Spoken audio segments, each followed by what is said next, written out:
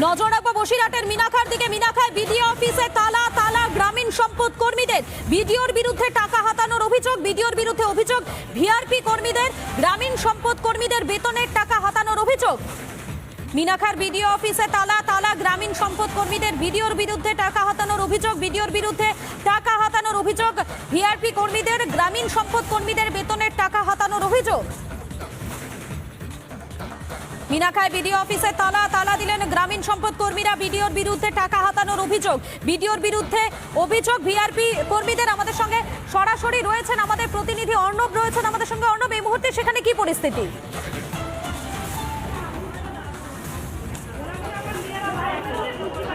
দেখো মধুকল্পিতা, আমি রয়েছি মিনাখা বিডিও অফিসের প্রধান গেট। সেই প্রধান গেটে কিন্তু ভিআরপি কর্মীরা কিন্তু তালা দিয়ে বিক্ষোভ দেখাচ্ছেন। ক্যামেরা পার্সন বাকিবুল্লাহকে বলবো সেই ছবি দেখো, একদম পুরো তারা কিন্তু নতুন তালা কিনে নিয়ে এসছে। তালা কিনে এনে তারা বিডিও অফিসের প্রধান গেটে তালা মেরে দিয়েছে। ইতিমধ্যে কিন্তু এই বিডিও অফিসের ভিতরে বিডিও, জয়েন্ট বিডিও এবং বেশ কিছু আধিকারিকরাও রয়েছে। তাদেরকে কিন্তু আটকে তারা একদম যে বিডিও অফিসের যে প্রধান গেট, সেই প্রধান গেটের সামনে মিনাখা ব্লকের যে ভিআরপি কর্মীরা তারা কিন্তু বসে তারা মানে ধর্নায় বসেছেন। তাদের একটাই দাবি, তাদের যে পারিশ্রমিকের যে টাকাটা হাতানো হয়েছে সেই টাকাটা কিন্তু অবিলম্বে দিতে হবে।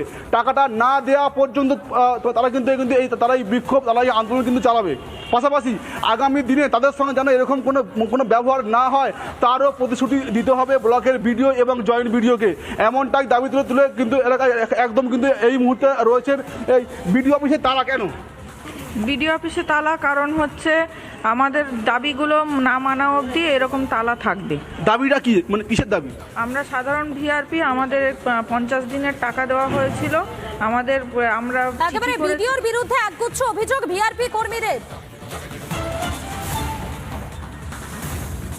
বিডিওর বিরুদ্ধে একগুচ্ছ অভিযোগ ভিআরপি কর্মীদের, গ্রামীণ সম্পদ কর্মীদের বেতনের টাকা হাতানোর অভিযোগ। এবং এ বিষয়ে বিডিও কি বলছেন, তার কি দাবি শোনাই আপনাদের। এই বিষয়ে কোনো কিছু বলার অথরাইজড পার্সন ডিস্ট্রিক্ট ম্যাজিস্ট্রেট। আমি এই বিষয়ে কোনো কিছু মন্তব্য করব না। আপনার ব্লকের সামনেই বিক্ষোভ, এ বিষয়ে আমি কোনো মন্তব্য করব না।